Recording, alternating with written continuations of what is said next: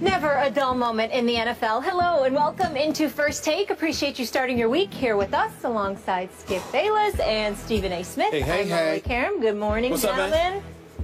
Condolences about your lost quarterback. Condolences about your Cowboys. Yeah, I know. We both lost our quarterbacks. We Right? lost our quarterbacks, but somehow, some way, I feel good today. Yeah? I feel good today. I don't know what it is. I think the Steelers won. The Cowboys lost. Oh. Makes me feel good. Oh, we'll get into I'm that. just saying. I still have my quarterback. I'm just saying. All right, coming up, we're recapping all the major NFL storylines from Sunday. We'll hear from the guys on what they alluded to. The Cowboys taking their first L of the season at the hands of the undefeated Falcons. How about that? Plus, Cam Newton and the Panthers also have a perfect record, but not everything was smooth sailing Sunday. Wait till you hear what Ed Hockley, the referee, said to Cam yesterday.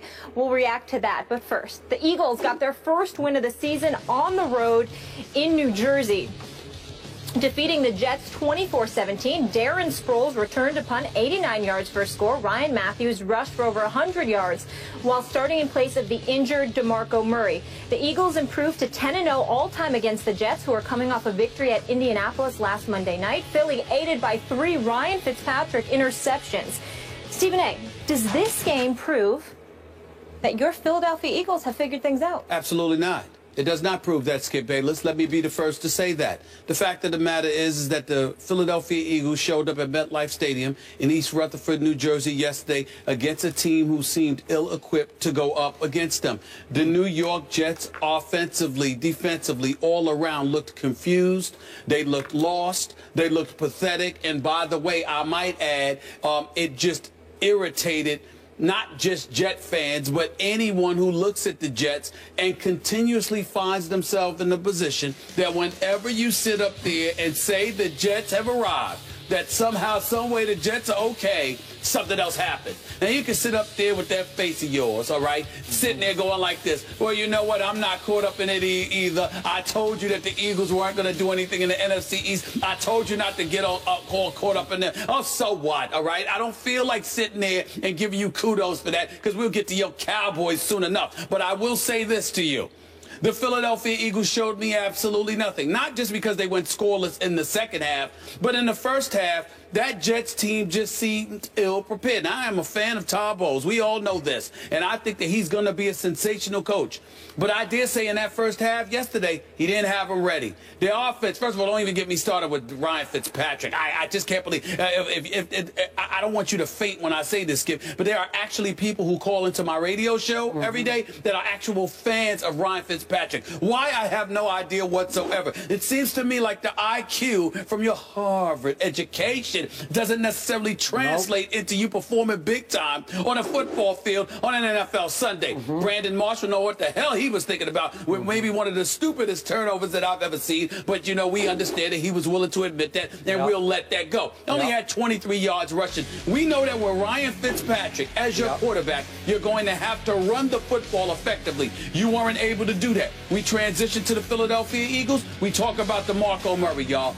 The absence of DeMarco Murray actually had the Eagles looking better. You said it. I will give you props for this with a smile on my face. You are absolutely right when you said Ryan Matthews may be better for this system than DeMarco Murray. But let me tell you something. Neither of them is better for the system than Darren Sproles. I mean, when you see what he did with the 89-yard punt return, with the 1-yard run, I mean, he was absolutely sensational yesterday. There's no question. And he came into the game, by the way, as the Eagles' leading rusher. He had 46 yards rushing on the season in his first 2 games. And then he was actually their leading rusher because we all know that DeMarco Murray had 11 yards and 21 carries, and Ryan Matthews only had 4 attempts, for crying out loud. But he showed up yesterday with 108 yards rushing. The Eagles came out, surprised everybody, switched things up a little bit. Obviously, their blocking was exceptional. Sam Bradford, even though he wasn't that impressive to me, did throw a couple of impressive passes. The defense overall for the New York Jets seemed ill-prepared. But to answer the question directly, do I believe that this is that some epiphany has hit us, or in my case has returned, and that the Philadelphia Eagles have shown that indeed that the first 2 games were an aberration and that things are going to look bright for them going forward in the NFC East? My answer would be no, primarily because, once again, they won 2 additional quarters without scoring a single point. So they had went scoreless in 5 quarters of the first 2 games out of the 8. Now they've gone scoreless in 7 quarters out of 11. I mean, out of 12. I want to compliment you to start this show and appreciate the fact that for once, for the first time in a long, long time, you did not overreact to what you saw yesterday and leap with both feet back aboard the Eagles bandwagon.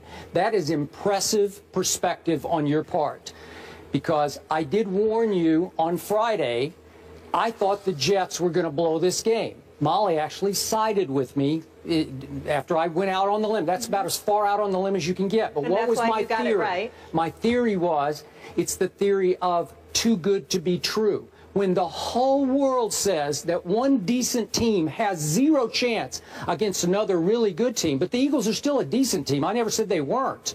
I got problems with Chip Kelly, but they got talent on that team. They have talent. Every time I've seen that happen in my career, invariably, the underdog pulls off the shocking upset. You know why? Because the Jets read the papers, they listen to the radio, they watch television. All they heard all week long was that visiting team coming into your building has no chance in this game. And that's exactly how the Jets played yesterday. They came out flat, emotionally, psychologically flat. There was no urgency. There was no killer instinct from the start. They were back on their heels. And you finally looked up, and it was 24-0. Chip Kelly? Are you kidding me? Okay, now what good did we take away from it? Well, none at the quarterback, because what you said was going to happen to Sam Bradford did happen to Sam. He was pathetic to me, generally pathetic. His QBR was 26, again, on a scale of 0 to 100. It's hard for me to say that, though, so many drop passes I saw the Eagles but you know what? Yesterday. Listen, this was not impressive. What was he total in this game? It's just he was 14 to 28 for 118. That's not big time, take it to the bank kind of numbers. That's not going to change the balance of power in the NFC East. I will give you Ryan Matthews. He's quicker out of his cuts than DeMarco is. So he's a little better fit. And for him to get 108 yards rushing, that is impressive. I will give you that. I thought their defense came to play just because they've been shamed so much that it was the reverse psychology of these guys came out like, okay, watch this. We ain't this bad. And all of a sudden, even that kid Jordan Hicks, who cheap-shotted Tony Romo and broke his clavicle by attacking him, as quoting Jordan Hicks, he led them with 9 tackles. He's pretty good, a rookie from Texas, and he's getting his shot now that Kiko's gone. And I thought the whole secondary played better. But guess who they're playing against? It's the same old Ryan Fitzpatrick. He's okay, but when you least expect it, he's going to throw it to the other team. So if you throw it to the other team 3 times, and then Brandon Marshall tries to make the ultimate hero play, and I'm not going to condemn him for it either, because they're down 17-0 on the Brandon Marshall play, and it was the equivalent of the basketball player going into the lane and going up to make a pass or a shot and then having nowhere to go.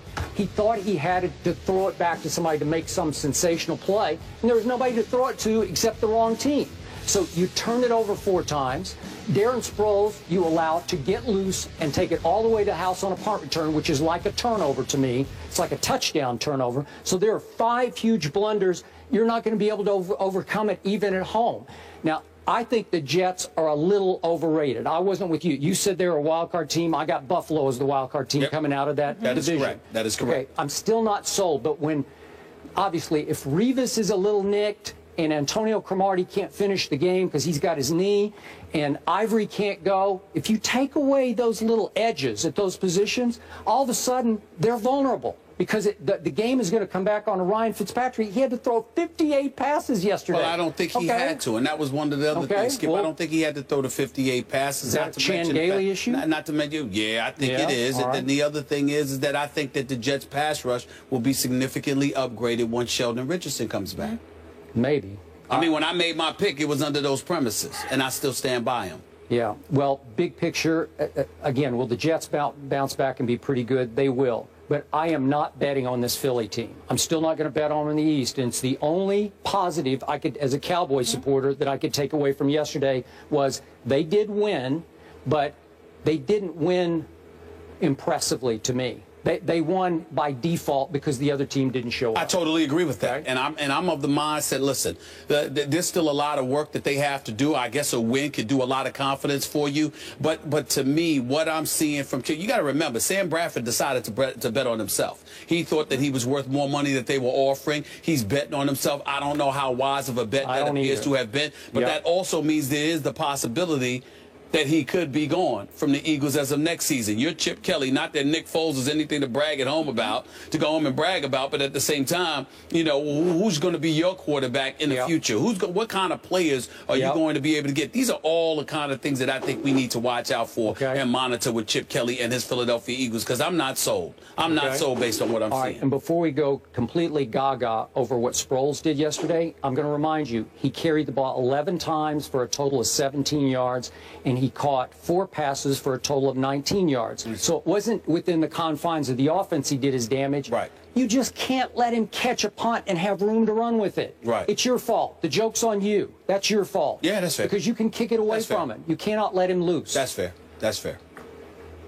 He sure is fun to watch, though. Oh, he's fun that guy when he gets going. Oh, yeah. He's fun to watch, yep. All right, so the Redskins, Eagles, and Giants are all now tied at 1-2 behind the Cowboys.